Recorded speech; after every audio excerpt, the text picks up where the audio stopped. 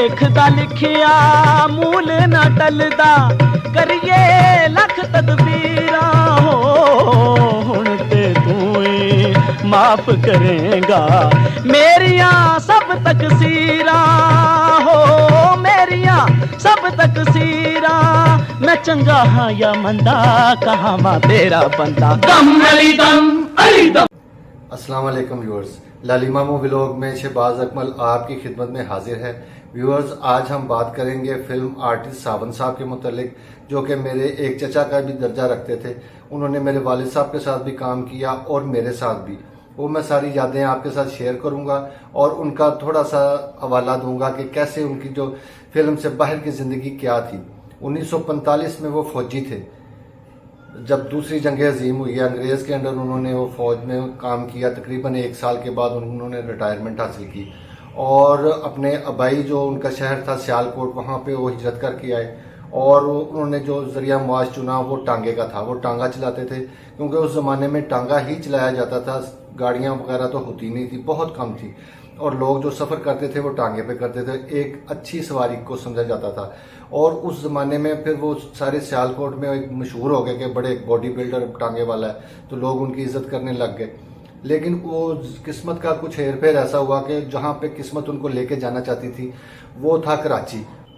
कराची में जो एक कैसर सैनमा है उसके बाहर एक कैंटीन थी, यानी कि एक ढाबा टाइप कैंटीन थी। वो वहां पे आते थे और आके चाय वगैरह पीते थे। तो उस सैनमे के जो मुलाजमीन थे वो भी वहीं पे आते थे। तो आहिस्ता आहिस्ता इनमें दोस्ती हो गई। तो उन मुलाजमीन को ये बहुत पसंद आई, इनकी आदत बहुत अच्छी लगी और ये माशाल्लाह जानदार भी थे। उन्होंने कहा चले हमारे सैनमे के लिए वो सूदमंद साबित होंगे। तो उन्होंने उनको ऑफर कराई कि आप हमारे जो सैनमे में ना टिकटें वगैरह फरोख्त करें और जरा अपने अंडर लें। तो उन्होंने हामी भर ली और फिर वो काफ़ी साल उन्होंने वहाँ पे टिकटें भी फरोख्त की। तो जो लोग उनसे मिलते थे वो इनको ज़्यादातर कहते थे कि आप तो खुद फिल्म आर्टिस्ट लगते हो, माशाल्लाह आप खूबसूरत भी हो, क्योंकि वो कश्मीरी ख़ानदान से उनका ताल्लुक था, बट फैमिली थी वो। तो उनके दिल में भी आहिस्ता आहिस्ता शौक पैदा होना शुरू हो गया। तो वहाँ से वो कराची को भी छोड़ा और किस्मत के हवाले अपने आप को किया और लाहौर में वो आ गए। 1956 में जब वो लाहौर फिल्म इंडस्ट्री में दाखिल हुए तो उनको एक छोटे से किरदार की एक फिल्म मिली जिसका नाम था कारनामा। तो उसमें उन्होंने पहला समझ छोटा सा एक डेब्यू अपना किया और उसके बाद फिल्म उनको जो मिली, उनकी जिसामत देख के और उनका कदबुत देख के और उनकी आवाज़ और बोलना, उनका स्टाइल, उस वजह से उनको 30 मार खां मिली। तो उसका एक सीन मैं आपसे शेयर करना चाहता हूँ कि जिसमें वो एक नजूमी से पूछ रहे हैं कि मेरा दुश्मन कौन होगा, मुझे कौन मारेगा। तो वो कहता है वो ते से उसका नाम शुरू होता है। तो वो मैं आपके साथ शेयर करता हूँ। कुर्बान चाहिए तूने सा बादशाह, भला की ना है सारे दुश्मन का। तेज से तलवार, तेज से तीर, तेरे दुश्मन दे नाम दा पहला हरफ है ते। सखी ओदा ना है 30 मार खां। उसके बाद उन्होंने एक बहुत नामवर फिल्म मलंगी में काम किया जिसमें वो आगा तालिब साहब के बेटे बने विलन पार्टी के, और इधर वालिद साहब जो मलंगी का किरदार अदा कर रहे थे उनके साथ एक स्टार्ट में ही फिल्म के सीन है कि सावन साहब खेतों के अंदर अपनी जगीर के अंदर फिर रहे हैं और एक लड़की होती है उसको वो छेड़ते हैं, जिसपे मेरे वालिद साहब आते हैं और एक सीन है बड़ा मजेदार, वो आप देखिए जरा कैसा सीन है। तेन आख दिता ही तू गरीबों की इज्जत हथ ना पाया कर। तू कितों का मौत मेरा मैनू डकण वाला, तेरी ते आप कखा दी कुली नहीं। असी 100 मरबे के मालक हाँ।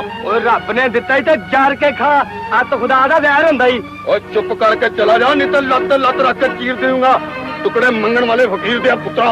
और सरवर खा जुबान नू डाको, नहीं तो मेरे को भी कोई सुन लेगा। और व्यूअर्स, एक बहुत मशहूर जमाना फिल्म है जिसका जिक्र करना बहुत जरूरी है, उसका नाम था डोली।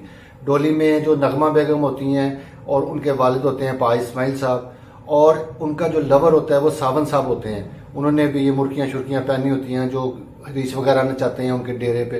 तो वो ये सारी पार्टी होती है। तो वालिद साहब जो चौधरी होते हैं उनको भी नगमा बेगम के साथ लावा हो जाता है और वो कलंदर का रूप अपना लेते हैं। वहाँ आके वो कहते हैं मैं चौधरी पना मुझे नहीं चाहिए, मुझे आप साथ साथ मैं आपके फिरूंगा और मांगूंगा, और ये सारा सिलसिला। तो सावन साहब के साथ बड़ी मुठभेड़ भी है उस फिल्म में।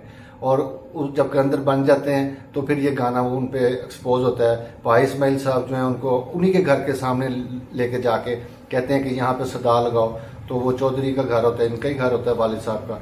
तो वो जीनत बेगम जो है उनके सामने फिर वो बेटे को गाना पड़ता है और बड़ी खूबसूरत सिचुएशन है। गाना ये है।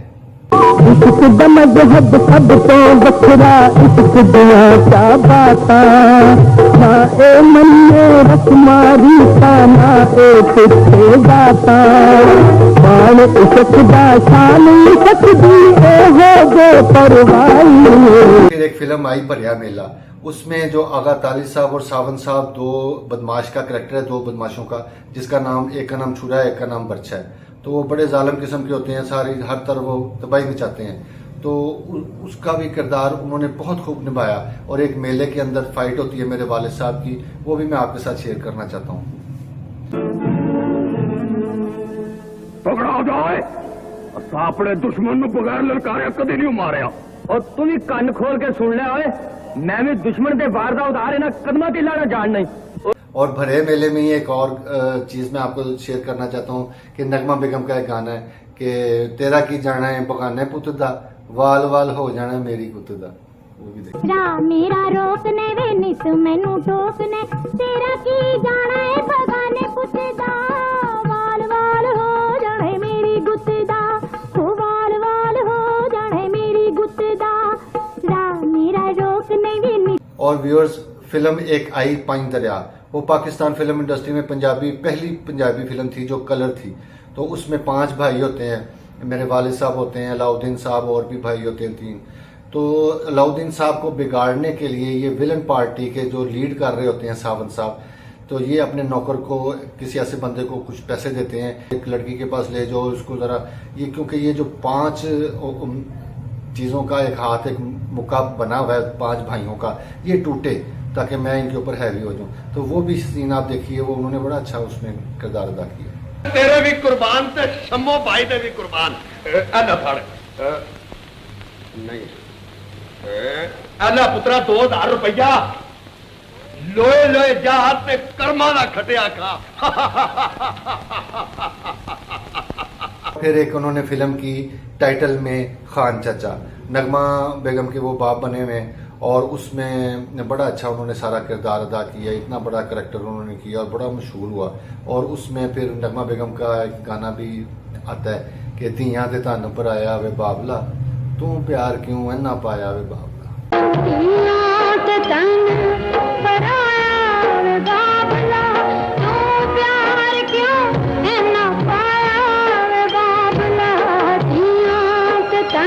फिर एक फिल्म आई बहादुर किसान, जिसमें मेरे वालिद साहब ने बहादुर किसान का किरदार अदा किया। और सावन साहब जो होते हैं वो कहते हैं ऐसी चीजें उगाओ, मतलब तंबाकू उगाओ या ऐसी चीजें। तो ये जो किसान होता है ये खैर उनको पकड़ लेता है और बांध देता है, खूब उनकी धुलाई करता है, और फिर बाद में उनको पानी पिलाकर समझाता भी है कि ये काम अच्छे नहीं है।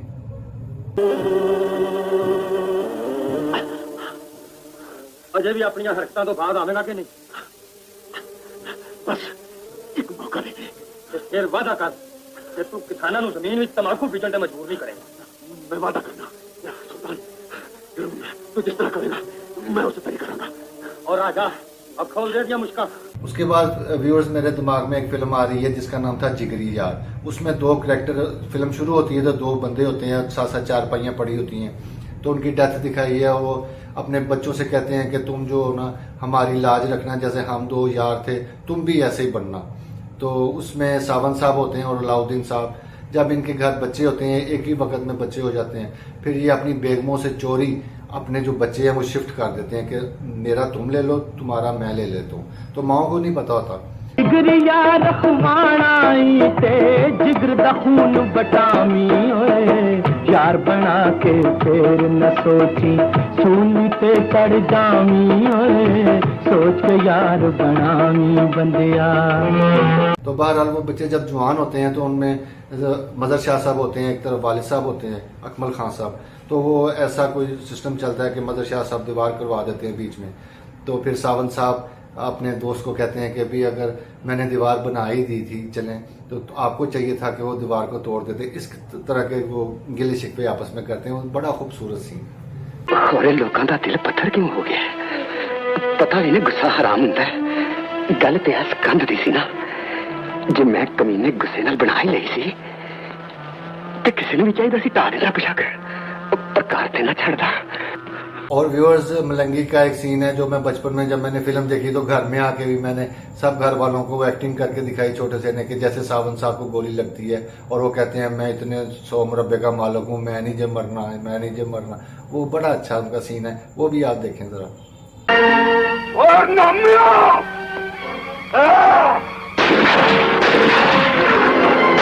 मैं कमी तो नहीं जा मरना, मैं तो कई मुरब्बे का मालिक हूँ, मैं नहीं जा मरना।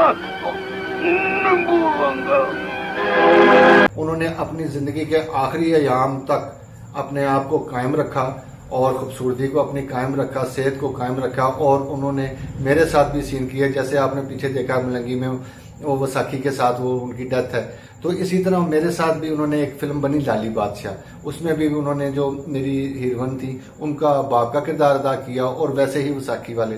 और माशाल्लाह आप देखें दोनों में कोई फर्क नहीं है इतना ज्यादा, तो बड़े माशाल्लाह वो हेल्दी थे। वो आपसे मैं शेयर करता हूँ अपने साथ जो उनका सीन था।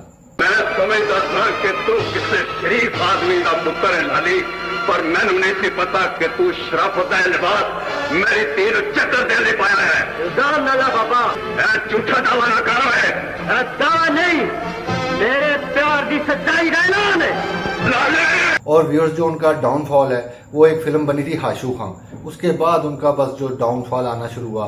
फिर उनको एक फिल्म, बहुत बड़ी फिल्म ऑफर हुई जिसका नाम था बशीरा। तो बशीरे के लिए उनको कास्ट किया जाना था, लेकिन उन्होंने पैसे काफी मांगे। तो सुल्तान राय साहब अल्लाह बख्शे उनको, उन्होंने उसको सिर्फ उतने पैसों में से 10% में वो फिल्म साइन कर ली और उनकी जिंदगी बन गई। और उसके बाद का जितना बशीरे के बाद जो राय साहब ने जितनी परफॉर्मेंस की वो आपके सामने है सारा, आगे पूरे पाकिस्तान में क्या पूरी दुनिया में उनका नाम रोशन हुआ सुल्तान राय साहब का। तो मैंने सुल्तान राय साहब पे भी व्लॉग बनाया, डिस्क्रिप्शन में मैं राय साहब के व्लॉग का लिंक भी आपसे शेयर करूंगा, अगर आप देखना चाहेंगे तो वो भी देख सकते हैं। तो व्यूअर्स, उसके बाद जो इनकी वफात थी सावन साहब की, ये 6 जून 1998 में इन्होंने वफात पाई। और हर दिल अजीज थे, बड़े प्यारे थे, किसी से कोई ऐसी बात नहीं थी, कोई खराबी नहीं थी, हर एक के दोस्त थे। तो खुदा उनको साथ जनते अता फरमाए। और व्यूअर्स, इसके साथ ही मेरा आज का व्लॉग खत्म होता है। अल्लाह आपको जिंदगी दे और आप दुआ किया करें मेरे लिए भी प्लीज। तो नेक्स्ट व्लॉग में इंशाल्लाह बड़े प्यारे से व्लॉग में आपके साथ फिर मुलाकात होती है, तब के लिए अल्लाह हाफ़िज़।